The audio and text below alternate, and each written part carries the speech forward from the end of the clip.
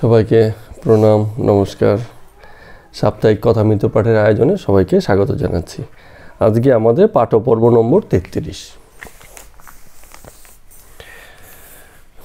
জগতে কত রকম ভক্ত আছে দেখুন।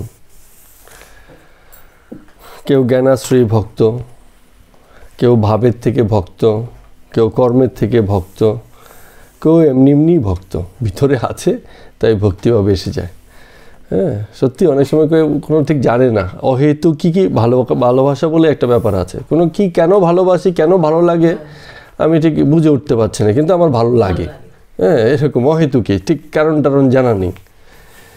তো এরম ব্যাপার। তো যে ভক্ত হয়ে যায়, অবুঝ একটা ভাব তার মধ্যে কাজ করে, যে তখন সে যার ভক্ত হয়েছে সে তার বাইরে আর কিছু দেখতে পায় না, তাকেই দেখতে পায় সব কিছুতেই। ভক্তি ভাবটা এত প্রতিষ্ঠিত থাকে যে অন্য আর কিছু চোখে পড়ে না, এরম ভাব। তো রামকৃষ্ণদেব ঠাকুর অনেক রকম ভক্তের ভাব, ভক্তের লক্ষণ, নানান বিষয় তো বলছেন। আজকে সেই সব প্রসঙ্গ ধরেই কথাবার্তা চলবে।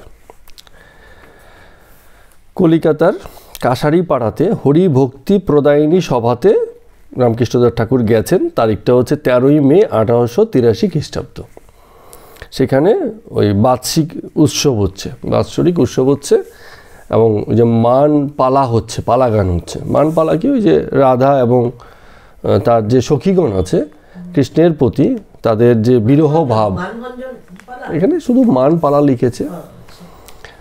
তো সেই যে বিরহ ভাব, কৃষ্ণ নেই, বৃন্দাবন ছেড়ে চলে গেছেন, তো সখীগণ তাকে যেই রূপে দেখেছিল আর দেখতে পাচ্ছেন না। হ্যাঁ, তো সেখান থেকে তাদের মধ্যে একটা বিরহ অবস্থা তৈরি হয়েছে, হাহাকার অবস্থা তৈরি হয়েছে। তাকে দেখার জন্য, তাকে পাওয়ার জন্য তাদের ভিতরে একটা আকুলি বিকুলি অবস্থা। সেসব নিয়েই পালা গান তৈরি হয়েছে এবং তাদের দুঃখ কষ্টের ঘটনাগুলোকে বা আবেগিক জায়গা থেকে তাদের অবস্থার বর্ণনা করা হচ্ছে। তো সেখানটায় একজন ছিলেন যিনি এই মান বঞ্জন বা যাই আছে এগুলোকে বর্ণনা করছেন, কথায় কথায় বলছেন, গান গাইছেন। তো তার কথা ঠাকুরও গিয়ে সেই সময়টা শুনছেন। এটাকে এখানে আবার অনেকটা বলছে যে মাথুর গান, আমি ঠিক জানি না কী ব্যাপার, সে এমনই কিছু একটা গান টানের ব্যাপার হবে। তো এখানে বলছে যে বালিকা অবস্থা থেকেই শ্যামকে দেখতে ভালোবাসতাম। সখীরা ছোটোবেলা থেকে দেখে এসছে কৃষ্ণকে। তো তিনি যে মালা দিয়েছেন আমাদেরকে, সেই মালা শুকিয়ে গেছে, কিন্তু তাও আমরা ফেলিনি, আমরা সেগুলোকে রেখে দিয়েছি। স্মৃতি আশ্রয়ী সখীরা, এখানে স্মৃতি আশ্রয়ী যেমনভাবে দেখেছে। তো এক সখী বলছেন যে সখী, এই প্রাণ তো আর থাকিবে না, বলে যদি আমার মৃত্যু হয় আমার গায়ে কৃষ্ণ নাম লিখে দিও। এত ভাব, এরমভাবে বলছেন। তো রামকৃষ্ণদেব ঠাকুর বলছেন যে তিনি ও তার নাম অভেদ। ওই যে অনেক সময় আমরা বলি না, দেখুন কত রকম দিক বা ভাবের বিস্তার আছে, এগুলোকে এক কথায় আধ্যাত্মিকতার পথে কিছু বলে দেওয়া যায় না। কোনো নিয়ম, কোনো দর্শন, কোনো ভাব, কোনো প্রেম, কোনো ব্যাখ্যা একটা কথা দিয়ে এগুলোকে শেষ করা যায় না। আমরা অনেক সময় এও বলেছি যে জল করলে যেমন জলের তৃষ্ণা মেটে না, তেমনি শিব শিব, রাম রাম, কৃষ্ণ কৃষ্ণ করলেও কৃষ্ণের দর্শন হয় না। কিসের দরকার হয়? হ্যাঁ, ভাবের দরকার হয়, সংযোগের দরকার হয়। হ্যাঁ, এই যে কথাগুলো বলেছি। তো আবার এখানে রামকৃষ্ণদেব ঠাকুর বলছেন যে তিনি ও তার নাম অভেদ। এই কথাটা কেন বলছে? কারণ তার নামের ভিতর দিয়েই তিনি প্রকাশিত হয়ে যান। কৃষ্ণ বললেই তার যে মূর্তি বা এই যে স্বরূপ আমাদের কল্পনার আশ্রয়ে আছে, তিনি নামের মধ্য দিয়েই যেন চট করে চলে আসেন। আমাদের বাড়ি একটা নাম আছে, গুগলে সার্চ করবেন, নামের ভিতর দিয়ে বাড়ি দেখা যাবে। তার নাম তো বাড়ি দেখিয়ে দিল না। তেমনি করে কোনো ব্যক্তি বাড়িতে অনেক সময় খোঁজে না, অনেক সময় যে এই ভদ্রলোকের বাড়ি খুঁজছি, তো নামেই তো তার পরিচয় হয়ে যাচ্ছে। তো একেবারেই যে নামে কোনো পরিচয় হয় না, আবার নাম নেওয়া যাবে না, আবার নামে যে সেই ব্যক্তির আধার আসবে না, তা নয়। নাম দিয়েই তার পরিচয় যোগসূত্রটা স্থাপিত হয়। তো যখন সখীদের কথা বলছেন তখন এই বিষয়গুলো আরও বেশি প্রতিষ্ঠিত, কারণ সখীরা তাকে এত সেই স্বরূপে দেখেছে, সেই নামে চিনেছে যে তার বাইরে আর কোনোভাবে চিনতে রাজি নয়। তো এই কারণে সখীদের ভাবাবিষ্টতা যখন এই বর্ণনা হচ্ছে রামকৃষ্ণদেবের মধ্যে, সেই ভাবের যে জায়গাটা সেটা যেন ভিতর থেকে, উনি যে কথাটা বলেন যে উদ্দীপিত হয়, উদ্দীপনা আসে ভিতর থেকে, যেন নাম কথা শুনে তাদের গল্প কথা শুনে নিজের ভিতরে সখী ভাবের যেন প্রকাশ পেয়ে যায়। এগুলো একটা ঘটনায় বর্ণনা করলেন। এর বাদে আরেক দিনের ঘটনা বলছি। 27শে মে 1883 খ্রিস্টাব্দ সকালবেলা দক্ষিণেশ্বর মন্দিরে ভক্ত সঙ্গে দাঁড়িয়ে ঠাকুর কথা বলছেন। তো কথায় কথায় বলছেন মাস্টারকে এবং অন্যান্য যা বক্তাদি ছিলেন তাদেরকে, যে বিদ্বেষ ভাবটা ভালো নয়। বিদ্বেষ ভাব কি? যে আমারটা শ্রেষ্ঠ, তোমারটা নিকৃষ্ট, এই যে ভাব, বা আমি বিশেষ তুমি অবিশেষ, আমি গুরুত্বপূর্ণ তোমার গুরুত্ব নেই, এই তো জগতে চলছে। তো এই যে বিদ্বেষ ভাব, এটা ভালো নয়। শাক্ত, বৈষ্ণব, বৈদান্তিক এরা নিজেদের মধ্যে ঝগড়াঝাটি করে, বলে যে তোমার পথ ঠিক নেই, আমার পথ ঠিক, এ বলছে তোমার পথ ঠিক নেই, আমার পথ ঠিক, এরকম। তো এইবার একটা মজার কথা বলছেন, বলছে বর্ধমানে পদ্মলোচন বলে এক ভদ্রলোক ছিলেন, যিনি ছিলেন এই শাস্ত্র পাঠের সভা পণ্ডিত। তো একবার এরকম হয়েছিল যে সেই সভায় বিচার হচ্ছিল, মানে শাস্ত্র পাঠ করছে এরকম বক্তবৃন্দ আছে, তাদের মাঝে একটা কোনো সভাতে বিচার হচ্ছিল যে শিব বড় না ব্রহ্ম বড়, এই নিয়ে প্রত্যেকে তার যুক্তি দেখেছে, এ বলছে শিব বড়, এ বলছে ব্রহ্ম বড়, এরকম আলোচনা চলছে। তো আলোচনার সভাধিপতি যেহেতু ওই পণ্ডিত পদ্মলোচন ছিলেন, এবার তাকে শেষ পর্যন্ত ধরা হলো, বলো এবার আপনিই বলুন, সব তো শুনলেন বিচার আচার করে, এবার আপনি রায় দিন যে শিব বড় না ব্রহ্মা বড়। এখন পদ্মলোচন বলছে যে ভাই রে, আমার তো শিবের সঙ্গেও আলাপ নাই, ব্রহ্মার সঙ্গেও পরিচয় নেই, কে যে বড় আমি কি করে বলবো। সত্যি আমরা এমনভাবে কথাগুলো বলি যেন আমাদের খুব চেনা। কৃষ্ণকে এত চিনে নিয়েছি, কৃষ্ণই বড়, বা শিব ভক্ত বলছে শিবকে আমি এত চিনে নিয়েছি যে কি শিবই বড়। তাদের সঙ্গে কোনোদিন সাক্ষাৎ হয় না। যা হয়েছে তোমার ব্যক্তিগত সংযোগ, যা কিছু জোগাড় করেছো এই জগতে থাকতে থাকতে ভালোবাসার ভালো লাগার পক্ষে, সেই দিয়েই তুমি লড়াই করছো, তোমার কোনো প্রত্যক্ষণ নেই। তো ওই ভদ্রলোক খুব সুন্দর বললেন যে আমার তো কারোর সঙ্গে আলাপ নেই, আমি কাকে বলবো যে এ বড় আমার কাছে বা এই শ্রেষ্ঠ, এই বলেই চুপ, এই সকলে হাসাহাসি এসব চলছে। তো ঠাকুর বলছেন, যেটা বারবার বলছেন, যে তাকে বোঝার, তাকে পাওয়ার একটাই পথ, সেটা হচ্ছে ব্যাকুলতা। তার প্রতি ভীষণ রকম ব্যাকুলতা থাকতে হয়, নিষ্ঠা থাকতে হয়। এটাও একটা উদাহরণ দিয়ে বলছেন, খুব সুন্দর একটা উদাহরণ। বলে কিছু গাছ আছে দেখবেন কেবল সিধা সিধা উপরে ওঠে, খুব একটা ডালপালা নেই, একদম কেবল ডেরেঙ্গে আছে না। বিশেষ করে এই যে আপনাদের বাড়িতে আগে ছিল লম্বা লম্বা সাদা সাদা গাছগুলো ছিল, কেবল উপর দিকেই বাড়ে, সাইডে ফাইডে আর বাড়ে না, একটাই গাছ বাড়তে থাকে। তো বলছে একমুখী। আবার কিছু গাছ আছে এর কোনো আকার প্রকারের ঠিক নেই, এদিকে বাড়ছে, বাড়তে বাড়তে বাড়তে ওদের আবার মুখ ঘুরে এদিকে বাড়ছে, কি ওদিকে বাড়ছে, কি সাইজ ফাইজের কোনো ঠিক নেই। আম গাছের মধ্যে দু প্রজাতি হয় জেনেছেন, একটা হচ্ছে ঝাঁকড়া আম গাছ, একই রকম গোলগাল থাকে, আবার কিছু আছে ঠিকঠাক নেই, এদিক দিয়ে গেল ওদিক দিয়ে গেল, কোন দিক দিয়ে কী গেল এরম ঠিক নেই। তো বলছেন যে ভক্ত তার মধ্যেও দুটো ভাগ আছে, একটা হচ্ছে ব্যভিচারিণী ভক্ত, একটা হচ্ছে অব্যভিচারিণী ভক্ত। ব্যভিচারিণী ভক্ত কি হচ্ছে, সে আজকে এটা ভালো লাগছে তো এইদিকে আছে, তো কালকে আবার আরেকটা বিষয়ে মন, আবার একজন টেনে নিয়েছে তো ওই দিকেও তার কদিন দৌড়দৌড়ি চলছে, এরকম মানে বিভিন্ন রকম ব্যভিচার, নানান কথা, নানান দিকে তার মন। আরেকটা আছে কি অব্যভিচারিণী ভক্তি, অত কিছু জানে না, একটাকেই জেনেছে, ওতেই তার তৃষ্ণা, খিদা, আকাঙ্ক্ষা যা কিছু বলে মনের শান্তি সবই এসে যায়। তা আমাদের এত পথে দৌড়ে লাভ নেই, আমাদের মানে খুঁজে বের করতে হবে যে কিসে শান্তি, কোথায় সেই জায়গাটা যেখানে আমার সব কিছু মিটে যাচ্ছে। অনেক সময় হয় না, মুদিখানার কারো কাছে গেলে লিস্ট দিয়ে দিলে সব কিছু আছে, কিছু বাদ নেই।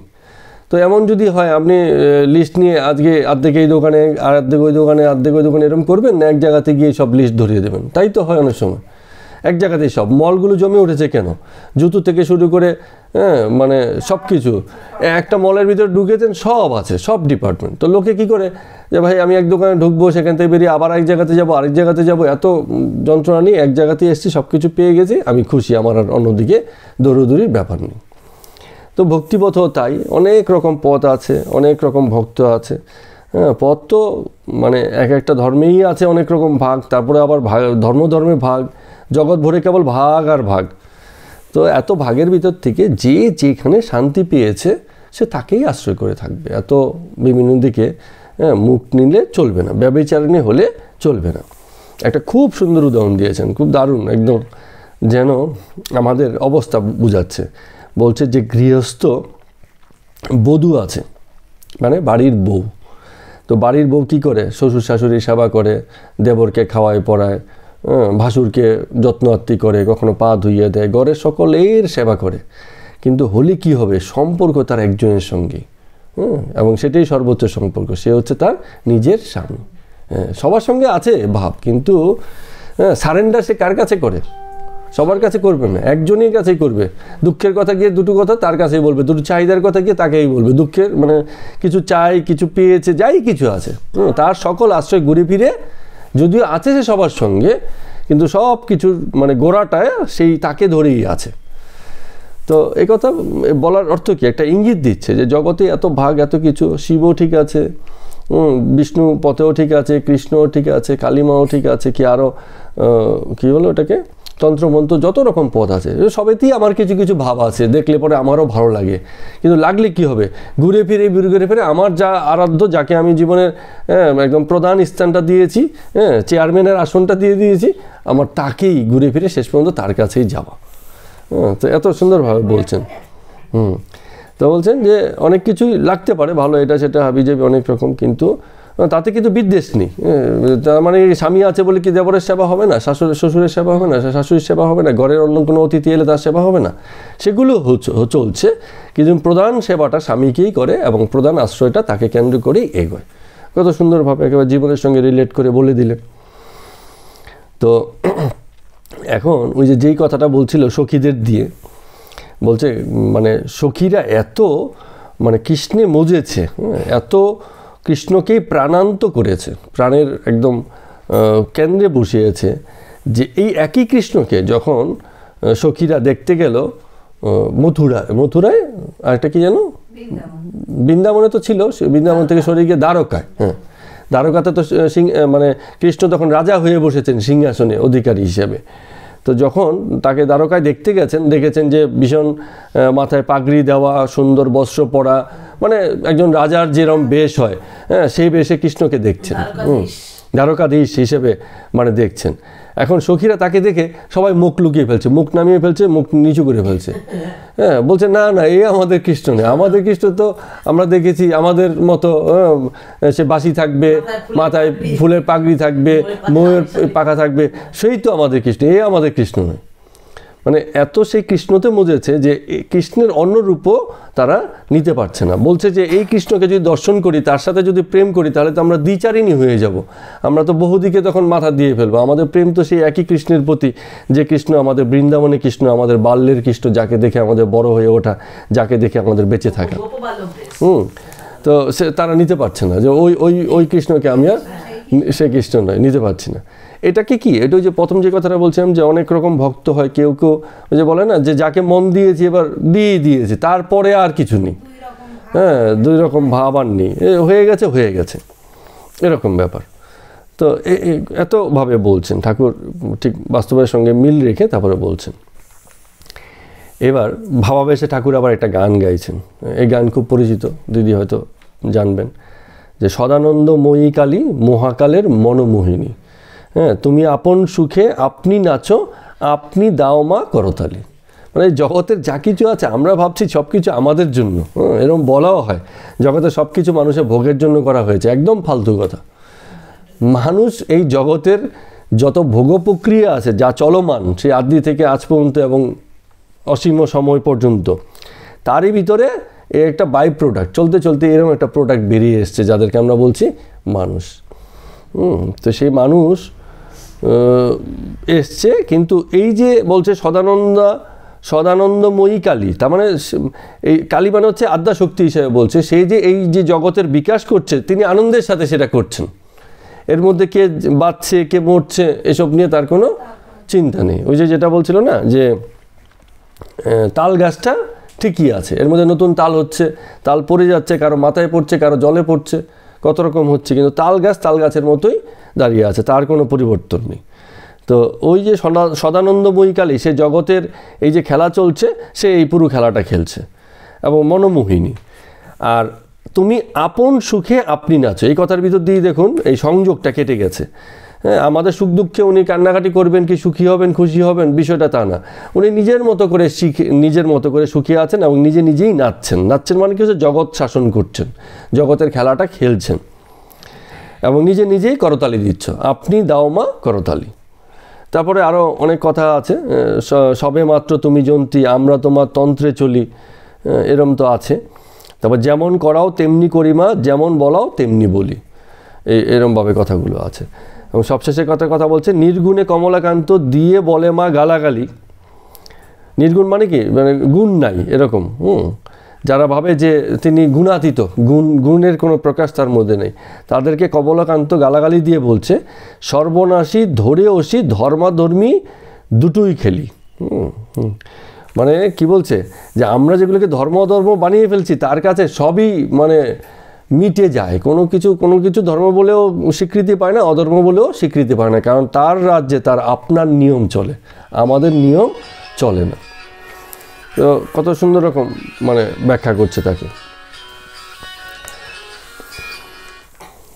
এবার রামকৃষ্ণদেব ঠাকুর একটা কথা বলছেন যে সংসারী ভক্তদেরকে আসলে কেবল দুঃখের কথা বললে হয় না, কারণ ওর তো আছেই দুঃখ পেয়েই তো আসে যে এবার যদি একটু মনে আনন্দ পাই। তো এই জন্য সংসারী ভক্তদেরকে সবসময় বলতে হয়, মানে যারাই আসে ভক্তিপথে, যে এই ভক্তির আনন্দটা পুরোপুরি নাও। তুমি কি পাপ করেছো, কি পুণ্য করেছো, কি নিয়ে এসছো, গৌরবের বংশ এই বংশ এটা সেটা সব কিছু ফেলে আসো, এখানে যখন এসছো এখানে কেবল আনন্দই আনন্দ। তো একজনের রেফারেন্স দিয়ে বলছেন বৈষ্ণবচরণ বলতো কেবল পাপ আর পাপ। তো ঠাকুর এর আগেও এগুলোর বিরোধিতা করেছেন, খ্রিস্টানদের ব্রাহ্মদের এসব কথা।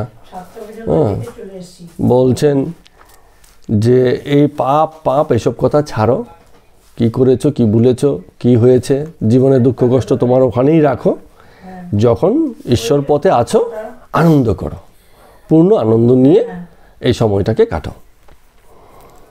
আচ্ছা, এরপরে ঠাকুরের আহার শেষ হলে পরে একজন মনোহর্ষায় গোস্বামী এসে উপস্থিত হলেন। তো গোস্বামী খুব ভালো গান সেসব গান গাইলেন, সেদিকে আমরা খুব একটা গেলাম না। তো গোস্বামীর গান ঠাকুরের এত ভালো লাগলো যে তিনি খুব মুগ্ধ হলেন, বললেন যে খুব সুন্দর, তুমি এত রসিক, তোমার ভিতর থেকে যেন রস ঠিকরে বেরোচ্ছে। অনেকে আছে নাকি একটা গান, একটা কথাই গানও আমরা দেখেছি যে একজনের গলাতে মানে কারো গলায় যেন মনে হয় যেন একদম পুরো রস ঢেলে দিয়েছে, যেন স্পর্শ করে গেল, আবার কারো গলায় তেমন খুব একটা টের পাওয়া যায় না বা বোঝা যাচ্ছে না এরকম। তো ওই গোস্বামী কীর্তনিয়া যে ছিলেন, ঠাকুর বলছেন যে তোমার এত রস যেন তোমার মিষ্টি রস বেরোচ্ছে যেন তোমার ভিতর থেকে, এরকম বলছেন। আর গোস্বামী আবার যেহেতু মানে এই লাইনের লোক, তিনি আবার বলছেন যে ঠাকুর সবই তো ঠিক আছে, কিন্তু আমার একটু বিষয় বুদ্ধিটা গুছিয়ে দাও। কারণ আমি তো কেবল চিনির বলদ হয়ে চললাম, চিনির আস্বাদন করতে পারলাম না। তার মানে কি হচ্ছে, এই যে বলছে যে তোমার মানে গান গাইছে, তো এই গান গাওয়ার ভিতরে তুমি যে রস বের করছো, সবাই তো এই রসে মুগ্ধ হয়ে গেছে। তো যে গাইছে সে বলছে যে রস আমি তো বলদ হয়ে গেছি, মানে চিনির বোঝা কেবল বয়েছি, নিজে তো সেই রসটা আমি পেলাম না। কেন পেলাম না? কারণ আমার বিষয় বুদ্ধি এখনও গোছেনি, এইভাবে বলছেন।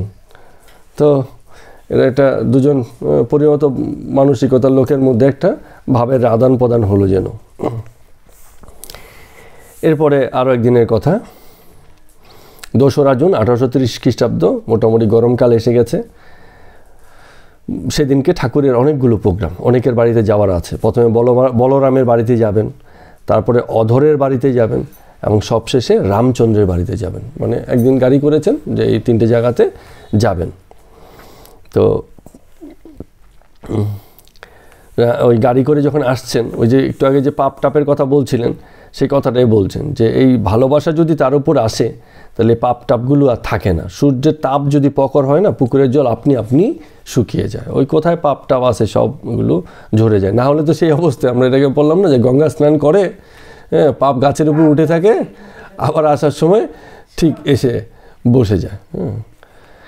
তো ভক্তি ভালোবাসা থাকলে ওই সূর্যের তাপে যেমন পুকুরের জল ধীরে ধীরে শুকিয়ে যায়, এমনি করে ওই পাপ টাপের কথা তো ভাবতেও হবে না, বলতেও হবে না, অত ক্ষমাও চাইতে হবে না। আনন্দে থাকো, তার সংস্পর্শে থাকো, তার সন্ধানে থাকো, এগুলো জীবন থেকে এমনি এমনি সরে যাবে। এবং সত্যিই তাই হয়।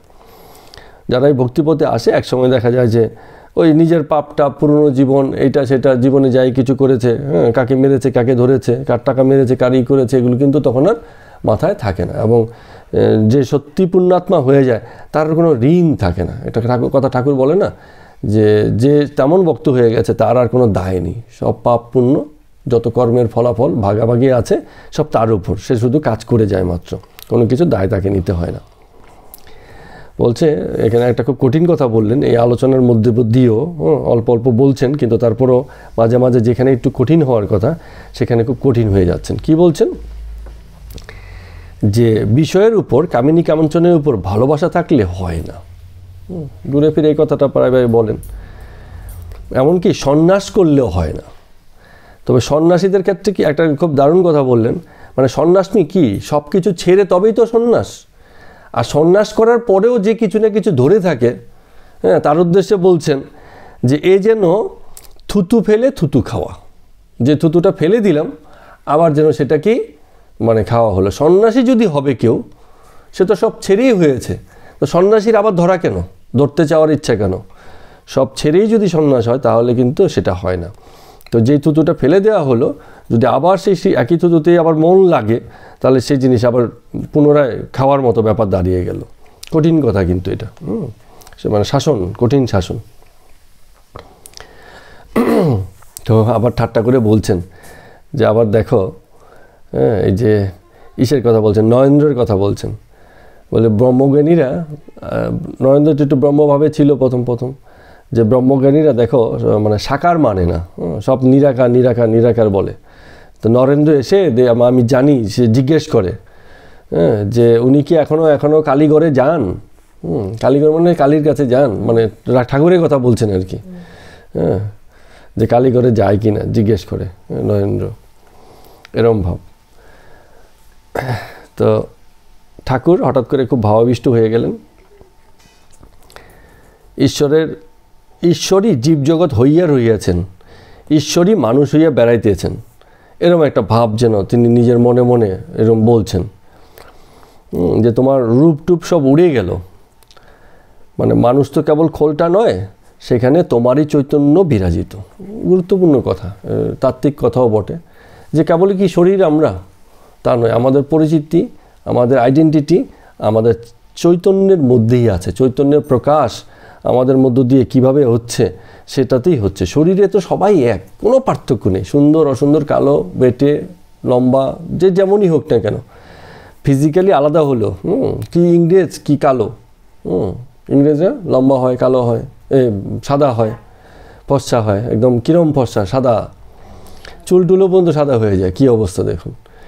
আবার কালো যারা আছে একদম ভীষণই কালো, চুলটুল কালো, সবই কালো।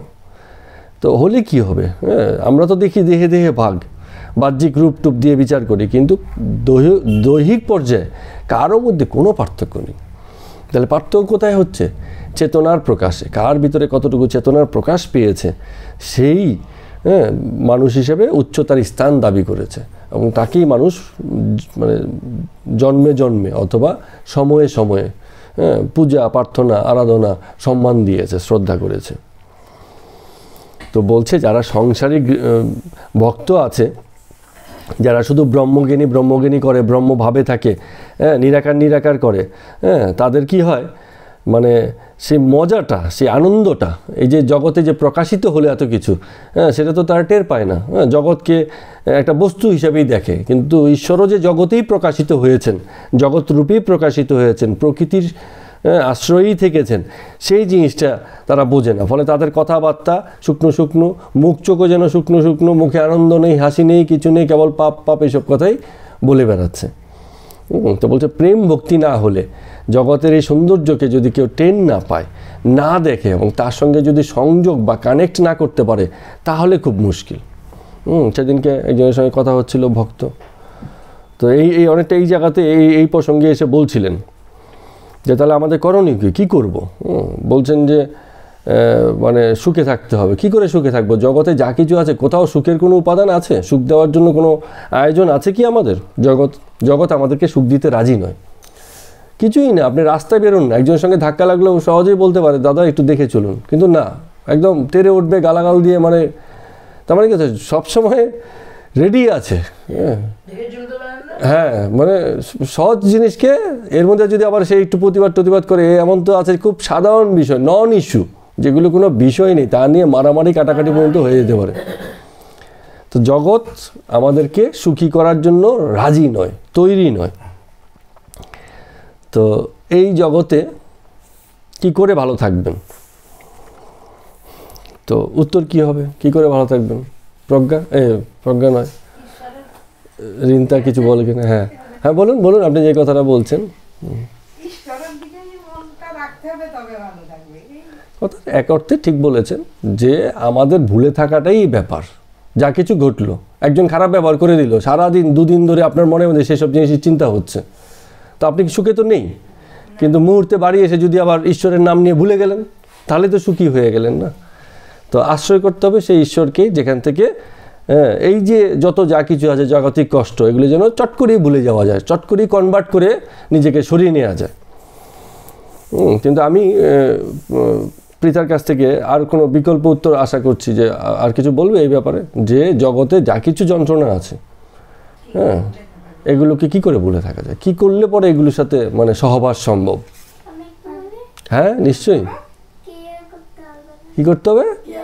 আচ্ছা, কেয়ার, ডোন্ট কেয়ার। হ্যাঁ, আমি ডোন্ট কেয়ার, হ্যাঁ, যে আমি যা খুশি বলো কি দাও না কালি, কি আছে, আই ডোন্ট কেয়ার। হ্যাঁ হ্যাঁ, ঠিক আছে, এটাও একটা পয়েন্ট হয়েছে। হ্যাঁ, কার সঙ্গে আন্ডারস্ট্যান্ডিং? যে বুঝতেই চায় না তোমাকে। কে বুঝতে চায় বলো তো? নিজের বাবা মা সন্তানকে বুঝতে চায় না। তোমাদের তো কমপ্লেনই থাকে, আমাকে বোঝে না। হ্যাঁ হ্যাঁ, ইগনোর করো। আমি অবশ্য একটা অন্য দিক থেকে বলি, সেটা হচ্ছে যেমনই আয়োজন হয়েছে জগতে, তাতেই খুশি থাকো, মেনে নাও, খুশি থাকো। কারো বাড়িতে, ওই যে আমরা গল্প করছিলাম না একদিন, যে কারো বাড়িতে গেছি, আমি তো খুব প্রত্যাশা করছি গেলে পরে খুব আদর আপ্যায়ন হবে। ও মা, গিয়ে দেখছি এমন অবস্থা যেন চেনেই না বা হয়ে গেছে, এ তো অবস্থা। এখন তো আমি তো একটা আশার একটা নিয়ে গেছি, হ্যাঁ, এখন গিয়ে দেখছি এই অবস্থা, তো আমার তো প্রথমেই খুব মনটা খারাপ হয়ে যাবে এবং বিরক্ত এসে যাবে, মনে হবে ওর বাড়িতে আজকে এবার যাই আর দ্বিতীয়বার যেন আর ওর বাড়িতে আমি, অনেকে বলেও যে আমাকে যদি কোটি টাকাও দেয় ওর বাড়িতে পা রাখবো না, ওর বাড়ি এক গ্লাস জলন্ন খাবো না। হ্যাঁ, তো এই যে অভিমানটা, হ্যাঁ, জগতের প্রতি, বিষয়ের প্রতি। তো যেটা হচ্ছে যে যাই ঘটছে, ও তুমি আমাকে গেছো, এক গ্লাস জল দিয়েছো, একটু বাতাস আছে, ও আমি খুশি আছি, ঠিক আছে, যা পেয়েছি, আগের থেকে কোনো প্রত্যাশার জায়গা নেই, গিয়েছি, যা হয়েছে হয়েছে, না হয়েছে না হয়েছে, কোনো এখানে ব্যাপার নেই। তো এরম হলে পরে তার মানে কি হচ্ছে, এটা জগতের সকল বিষয়ের সঙ্গে সহজ হওয়া। যে আমার একটা ভালো জামা নেই, আমি একটা জায়গায় যাব, এখন আমি সেখানে তো গেছি, যাই আছে পরে, কিন্তু আমার মাথায় তো কেবল ওই জিনিসই খুঁজছে যে আমার একটা ভালো জামা পরে আসিনি, হ্যাঁ, কি জামার একটা অংশ একটু ছিঁড়া আছে, কি একটা বোতাম নেই, হ্যাঁ, আমার মন তো ওখানেই পড়ে আছে, কেউ কিন্তু দেখছে না, ওখানে যারা আছে কেউ দেখছেন, কিন্তু আমার মন তো ওখানেই পড়ে আছে। তার মানে কি, আমি আমার যে অবস্থা আছে তার সঙ্গে সহজ হতে পারিনি, আমি আমাকে মানতে পারছি না। এবারে জগতের লোক তো পরে মানবে। অনেক সময় হয় এইরকম, আমরা একটা মানসিক অধমনতা, মানে নিচু স্তরে নিজেদের মনকে আগে থেকেই বসিয়ে রাখি, অথচ যার বাড়িতে গেছে সে হয়তো ওই ব্যক্তিকে এত সম্মান করে, এত শ্রদ্ধা করে, যে যাওয়ার পরে পোশাক আশাকের ব্যাপারই নেই, বরঞ্চ সে একজনের সাথে পরিচয় করিয়ে দিলে এত উচ্চভাবে যে এই দাদা, ওনার সঙ্গে আমার পরিচয়, ওনাকে আমি খুব ভালো জানি, উনিও আমাকে খুব স্নেহ করেন, ভালো পরামর্শ দেন, খুব আমাদের কাছের লোক। তো তখন কিন্তু আর আপনার ওই জামা কাপড়ের চিন্তাটা থাকলো না, মনটা কি হচ্ছে, প্রতিষ্ঠিত হয়ে গেল। উভয়ের মধ্যে যদি যার বাড়িতে গেলাম বা যে যাচ্ছি উভয় যদি ভালোবাসা আন্তরিকতা থাকে, তার কোনো ব্যবহার তার ভালো লাগবে মানে খারাপ লাগবে না, খারাপ লাগবে না, ঠিক। যাই পোশাক পরুক, কিন্তু আমরা আরেকজনের আন্তরিকতার দায়িত্ব নিতে পারি না, কারণ আমাদের উপায় নেই, থাকলে নিতে তো পারতাম সবাই।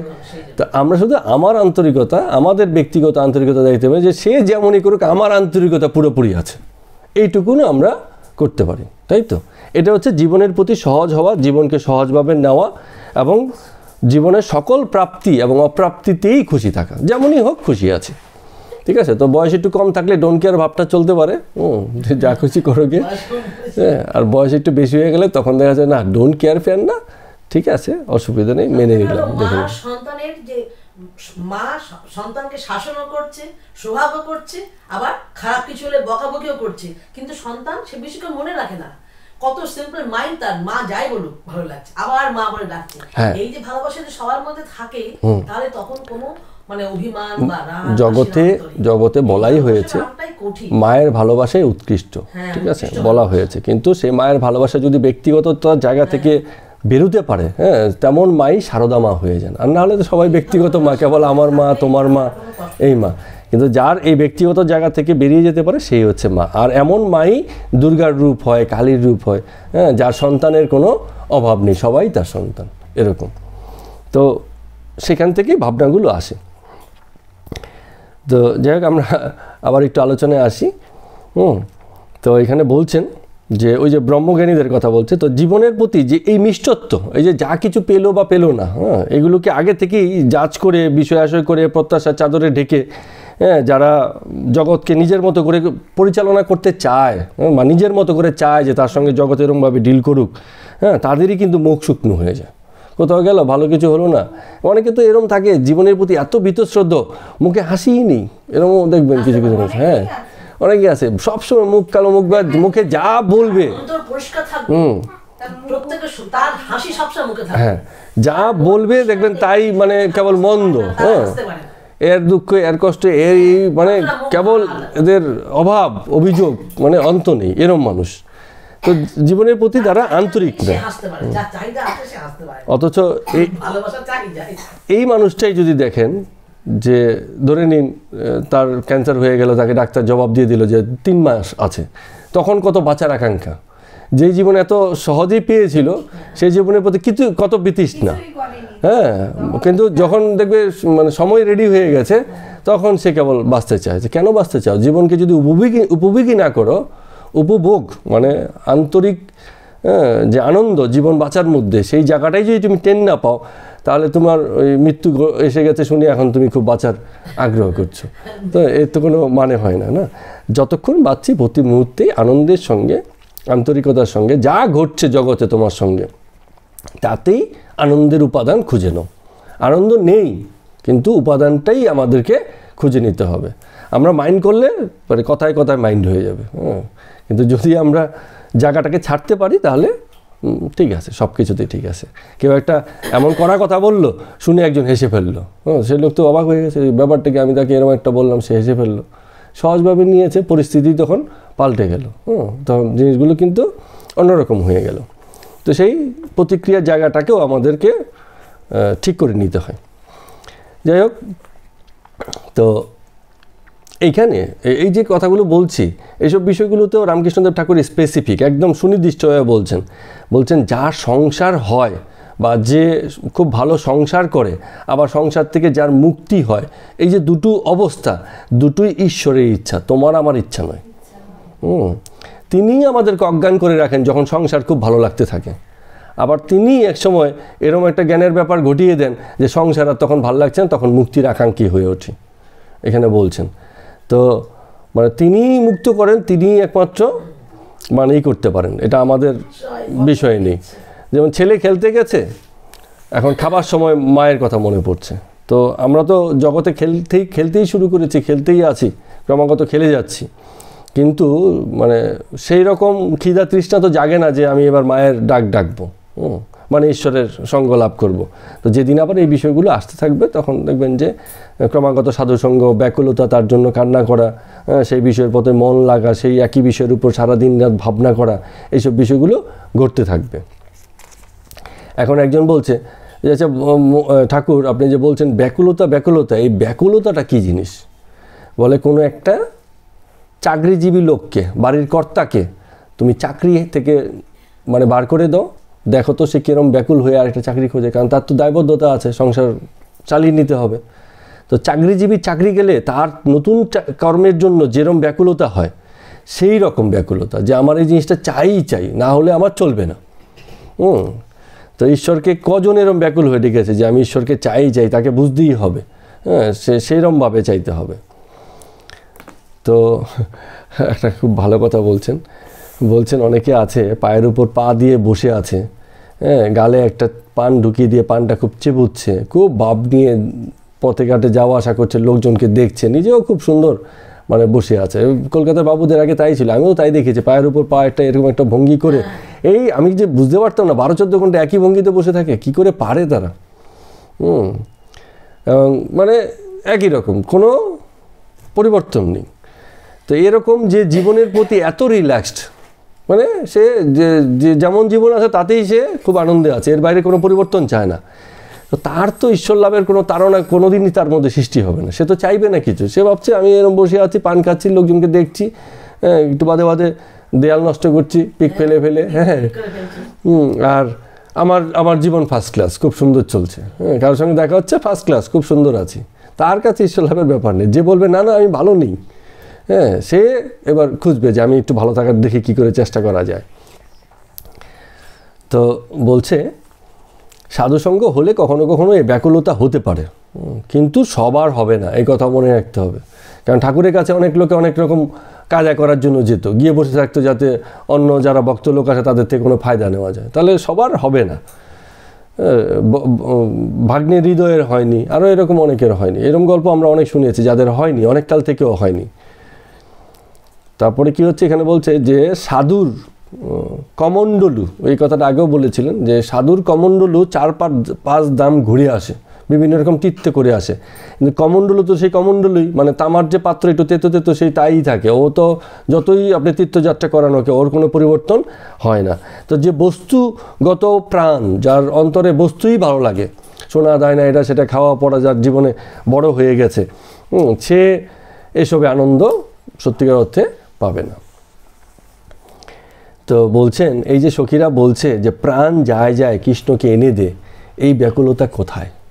সখীরা মানে যেন দেখতে না পেয়ে বিরহে প্রাণ যেন চলে যাচ্ছে, এত কৃষ্ণের প্রতি আকাঙ্ক্ষা, কৃষ্ণকে একটু দেখতে চাই, হ্যাঁ, তেমন আকাঙ্ক্ষার কথা বলছে।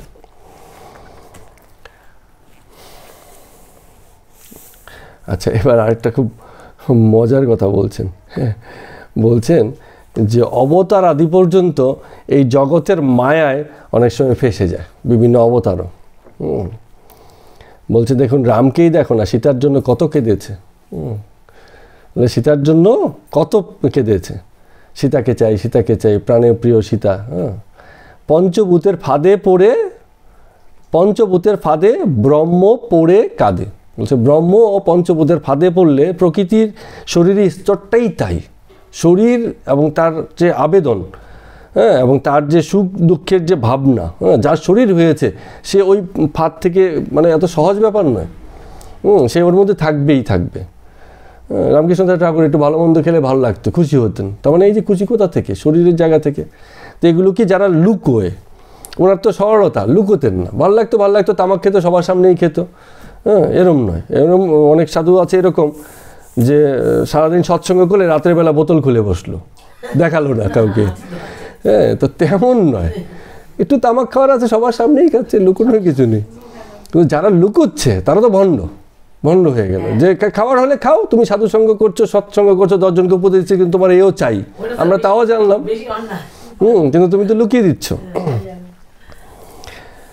তো হ্যাঁ, তো এবার দেখুন একটা খুব সুন্দর বলছে যে হিরণ্যাক্ষকে যখন বধ করা হলো, বরাহ অবতার শূকর রূপে যে এসছে, বলে এই অবতার আত্মবিস্মৃত হয়ে গেছে, ভুলে গেছে নিজের কথা, হ্যাঁ, ছেলেপুলে হয়েছে, বাচ্চা কাচ্চাকে দুধ খাইয়ে অবতার, মানে বরাহর যা স্বভাব, বরাহ মানে হচ্ছে শুকর কি হচ্ছে, শুকর দেখেছো না, মনে নেই? শুকর চলে পিছন বাচ্চাগুলো দেখবে ঘোরাঘুরি করে, আর শুকর যখন শুয়ে থাকে গুদ করে, হ্যাঁ, দুধ খায়।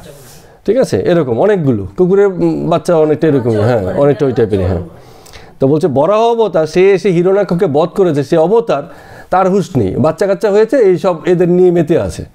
এই দেখে পরে শিবকে পাঠানো হলো, শিব এসে পরে ওই আঘাত করে ওই বরাহের দেহ ভেঙে দিলেন এবং তারপর ওনার জ্ঞান হলো। আরে তার মানে কি, যতক্ষণ দেহ ততক্ষণ বাচ্চা কাচ্চাতে মন, দুধ খাওয়াবে এই চিন্তা। কিন্তু যখন দেহটা চলে গেল বলে আরে আমি কী করছিলাম এতক্ষণ, চল চল চল চল স্বর্গে যাই চল, এরকম ব্যাপার। গল্প, কিন্তু তার থেকেও একটা শিক্ষার জায়গা আছে। তো যতক্ষণ শরীরই জড়তা থাকে ততক্ষণ অজ্ঞান, এবং সেই অজ্ঞানের সুখ সবচেয়ে ডেঞ্জারাস জিনিস। এই যে অজ্ঞান, যে বুঝেছে অজ্ঞান, তারপরেও তার সুখটা সে এড়াতে পারে না। হ্যাঁ, ভীষণ রকম দুরাত্র না ঘুমিয়ে থাকুন, তারপরে দেখুন ঘুমের প্রতি আকাঙ্ক্ষা কীরকম হয়। দুরাত্র ঘুম হয়নি, হ্যাঁ এখন তো ঘুম চাই। ঘুম তো জড়তা, কিন্তু তার প্রতিও একটা ভীষণ রকম আকর্ষণ আছে, এবং ঘুম থেকে উঠে দেখবেন একদম পুরো রিল্যাক্সড। তো এই যে অজ্ঞানতার সুখ, এই শরীরে অজ্ঞানতার সুখটাকে আমরা এড়াতে পারি না। ঠাকুর এইসব জায়গাতে খুব বলছেন যে এমনকি দেবতারও আত্মবিস্মৃত হয়ে যায়, ভুলে যায় যে সে শরীর মাত্র নয়, হ্যাঁ তার আলাদা স্বরূপ আছে, সেগুলো সে ভুলে যায়। মানুষ তো এর ফাঁদেই পড়ে আছে, মুক্তির আকাঙ্ক্ষা এক জীবনে করতেই চায় না লোকে। যদি যে ঠিকঠাক বুঝেছে তার তো মানে ঈশ্বর ভাবনা থেকে এক মুহূর্তের জন্য বের হওয়ার কথা নয়, কিন্তু আমরা বেরিয়ে হয়ে যাই। মাঝে মাঝে তো মনেই পড়ে না, 2, 4, 6 ঘন্টা 10 ঘন্টা 24 ঘন্টা 12 ঘন্টা খবর নেই। বিষয় আসে এত মজে আছি, ওই জিনিসই মাথার মধ্যে ঘুরছে।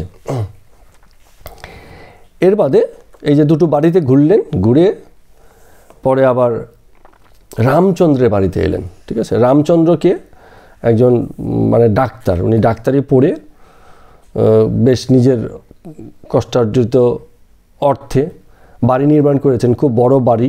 এখন তিনি বর্তমানে মেডিকেল কলেজের সহকারী কেমিক্যাল এক্সামিনার হয়েছেন, আবার সায়েন্স অ্যাসোসিয়েশনের রসায়নশাস্ত্রের অধ্যাপক হিসেবে ছিলেন। তার মানে খুব ভালো পদ। এখানে লেখা আছে রামচন্দ্র বলে যার কথা বলা হচ্ছে, তার বাড়িতে এসেছেন সর্বশেষ। 3 জনের বাড়িতে যাবেন বলেছিলেন তো, সর্বশেষ বাড়িতে এসেছেন। কিন্তু রামচন্দ্রের বাড়ির একটা ব্যাপার হচ্ছে, রামচন্দ্র খুব ভক্ত। হতে পারে যে ডাক্তার, হতে পারে পয়সা অনেক আছে, কিন্তু তার মানে ভক্ত খুব, মানে ভীষণ রকম ভক্ত। তিনি কি করেছিলেন, যিনি যে যখন বাড়ি করেছিলেন তখন একটা বিশেষ দিন, সেই দিনটার কথা এখানে উল্লেখ ছিল তো,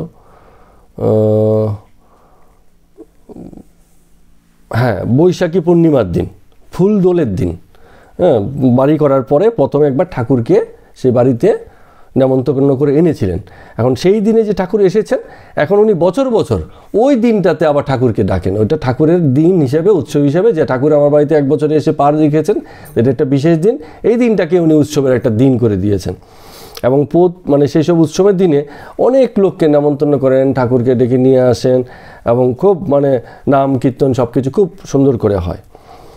তো ঠাকুর এই কথাগুলো মানে খুব বলছেন যে রামকৃষ্ণ এত বড় ভক্ত, কত ভক্তদের সেবা করে, সবাইকে স্থান দেয়। নিজের বাড়িতে ভক্তদের একটা আড্ডা স্থল বানিয়ে দিয়েছে। নিত্যগোপাল, লাটু, তারক, শিবানন্দ, এরকম অনেকে আছে যারা রামচন্দ্রের বাড়িতে নিয়মিত যাতায়াত করতেন। উনি খুব পছন্দ করতেন, এবং নিজের বাড়িকেই সেই নারায়ণের নিত্য সভা স্থান বানিয়ে দিয়েছেন যে আসো তোমরা সবাই মিলে করো।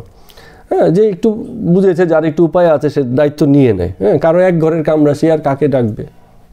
2 জন ভক্তকে ডাকার বসতে যাওয়ার জায়গা নেই। কিন্তু তার জায়গা আছে, তার উপায় আছে। সে কী করেছে, হ্যাঁ যখন আমার আছে উপায়, আমি সবাইকে নিয়ে থাকবো, এরকম একটা ব্যাপার। তো এতে ঠাকুর খুব খুশি।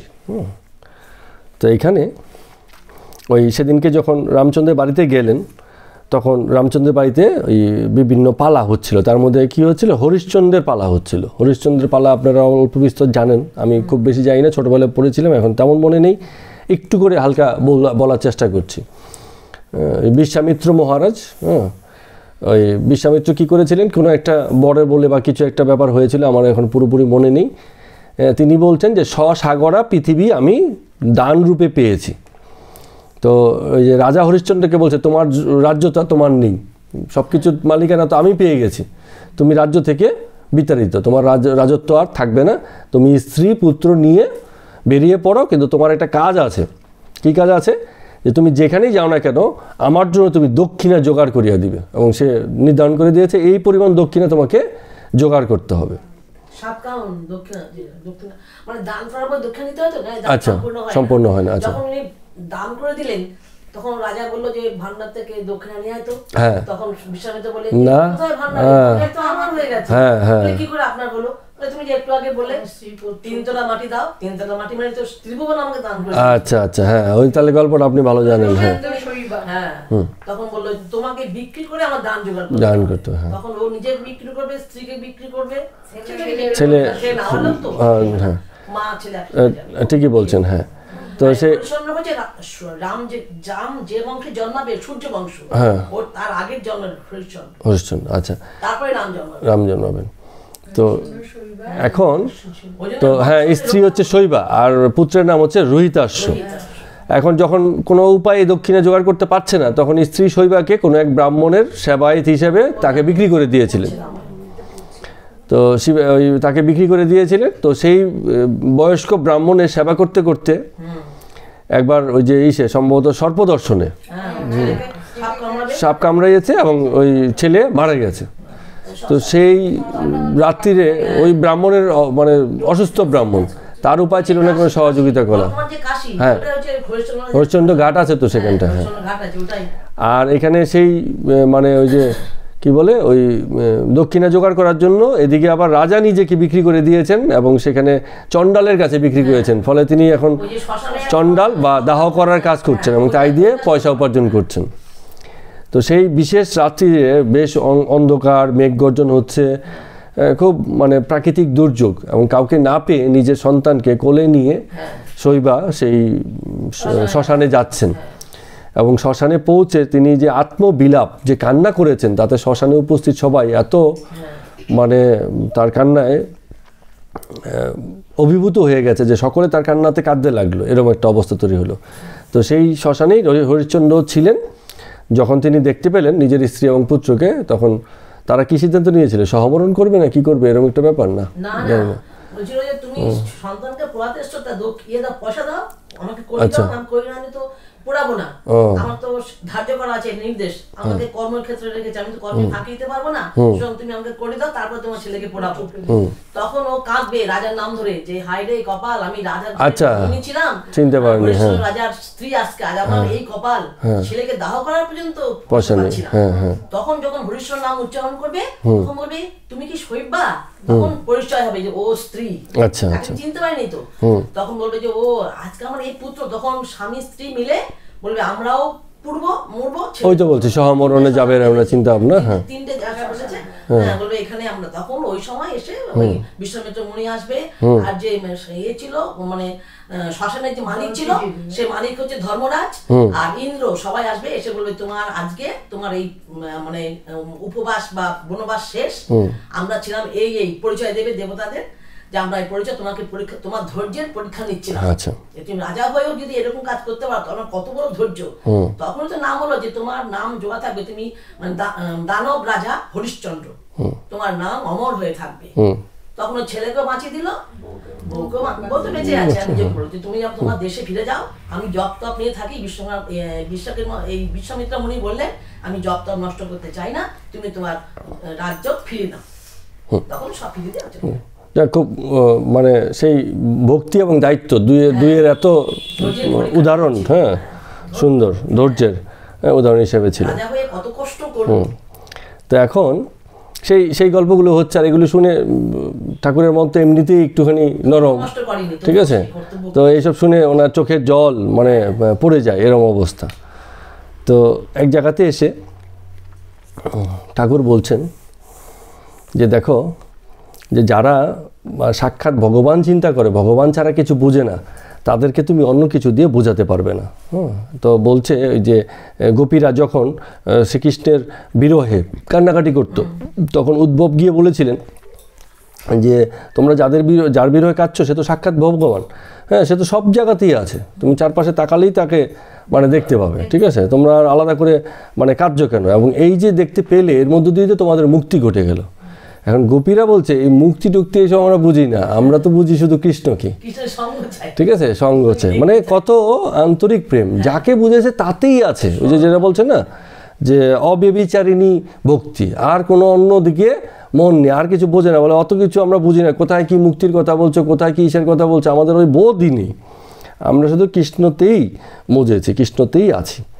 হ্যাঁ, এই কথাটা আবার এখানে বলছেন, যে কারণে ওই দ্বারকার কৃষ্ণকেও তারা মেনে নিতে পারেনি, এরকম অবস্থা।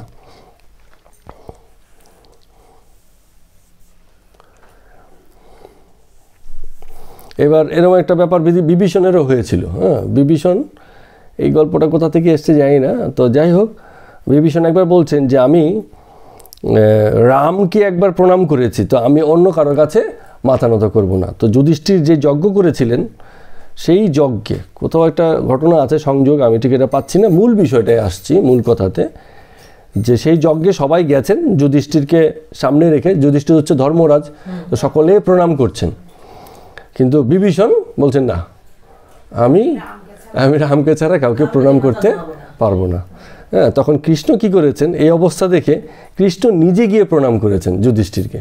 হ্যাঁ, আর তাই দেখে পরে বিভীষণ আর নেই, একদম পুরো সাষ্টাঙ্গে শুয়ে পড়েছেন, যে যেখানে কৃষ্ণ প্রণাম করতে পারে, আমার ভগবান যে প্রণাম করতে পারে, তাহলে তার আমার কিছু থাকে না, তো আমিও তাকে প্রণাম করতে পারি, কোনো অসুবিধা নেই। তো বলছে ওই যে একনিষ্ঠ ভক্ত হলে কি হয়, একদিকে মন দিয়ে ফেলছে, তো ওর বাইরে আর কিছু বুঝতেই চায় না, অন্য যাই কিছু বলে ও ওইসবে আমাদের কোনো কাজ নেই। হ্যাঁ, এরকম ভাব। তো এই যে লক্ষণটা, এই প্রেমা ভক্তিতে যে লক্ষণটা আছে, এটাকে অহংতা এবং মমতা এই দুটো ভাগে ভাগ করেছে, তার দুটো বৈশিষ্ট্যের কথা বলছে। বলে যশোদা যখন গোপালকে যত্নার্থী করছে, তখন কিন্তু যশোদার মধ্যে গোপাল ভগবান সেই বোধ নেই। সে সন্তান হিসেবে করছে, বলে আমি না করলে ওকে দেখবে কে, আমি যত্ন না করলে কে খাওয়াবে কে। হ্যাঁ, মানে সব কিছুতে আমি, এখানে অহম ভাবটা যে কথা বলছে না, যে অহংতা, যে যশোদার কাছে অহংতা আছে, সে ভগবানের সেবা করছে তার একদম নিজের দায়িত্ব, নিজের জিনিস মনে করে। এখানে ভগবানকে তার নিজের উচ্চতা দেয়নি, বাৎসল্য বোধটা এত তীব্র। তো এবার হ্যাঁ, উদ্ভব এসে বলছেন সেখানেও যে মা, তোমার কৃষ্ণ তো সাক্ষাৎ ভগবান, তিনি জগৎ চিন্তামণি, তিনি তো সামান্য নও। হ্যাঁ, তো তুমি এই জিনিসটা বুঝতে চাচ্ছ না কেন? বলে ইসে বলছেন, যশোদা বলছেন, বলে তোমাদের চিন্তামণিকে আমি চিনি না, আমি চিনি শুধুমাত্র আমার গোপালকে। আমি চিনি না, আমি চিনি আমার শুধু গোপালকে, তা আমার গোপালই আমার চাই। এরকম মানে নিষ্ঠাটা এই পর্যায়ে হয়, যেখানে দ্বিচারিণী হওয়া, তার ভিন্নতা অন্যথা নিতে পারে না, একই রকমভাবে যায়। ওই প্রথমেই বলছিলাম যে জগতে ভক্তের কত প্রকার আছে, কাকে আপনি অত যুক্তিতর্ক দিয়ে এটা সেটা দিয়ে বোঝাবেন? যে যেমন হয়েছে, যার যেমন মন লেগেছে, সে সেই রূপেই তাকে নিয়েছে। তো একমাত্র এই ধরনের যে প্রেম ভক্তির কথা বলা হচ্ছে, খুব ভালোবাসা না হলে, উপরি না, মানে একদম খুবই ভালোবাসা না হলে এরকম ভক্তি আসে না। হ্যাঁ, অনেক সময় হয় না, বাড়ির লোক বলছে তুই এই মেয়েকে পছন্দ করেছিস, এ তো দেখতে ভালো না, এই না সেই না, ওকে যতই আর যা কিছু ভালো মন্দ নানান রকম জোগাড়যন্ত্রী করে দিচ্ছে, ওর ওদিকে মন নেই, বলে আমি বিয়ে করলে এই মেয়েকেই বিয়ে করবো, তোমার ভালো বলো মন্দ বলো কী বলো না বলো, ওর কাছে ওই মানে মন লেগে গেছে। তো ঈশ্বরের পথেও ঠিক একই রকম, এই যে ব্যাকুলতাটা, এই যে সিদ্ধান্তের জায়গায় স্থিরতা, এই স্থিরতা থাকতে হবে। যে অনেকে বলবে ঈশ্বর ডেকে কী হবে, তোমার বিপদের দিনে ঈশ্বর এসে দাঁড়াবে। এখন যে ডাকে, সে ওরমভাবে প্রেম ভালোবাসার যাওয়ার জীবনে এসে গেছে, সে বলছে কে আমাকে বাঁচালো কি মরলো সবই তার উপর। সে যেমন বলছিল যে যেই জমিদার আমাকে মেরেছে, সেই জমিদারই আমাকে দুধ খাইয়েছে।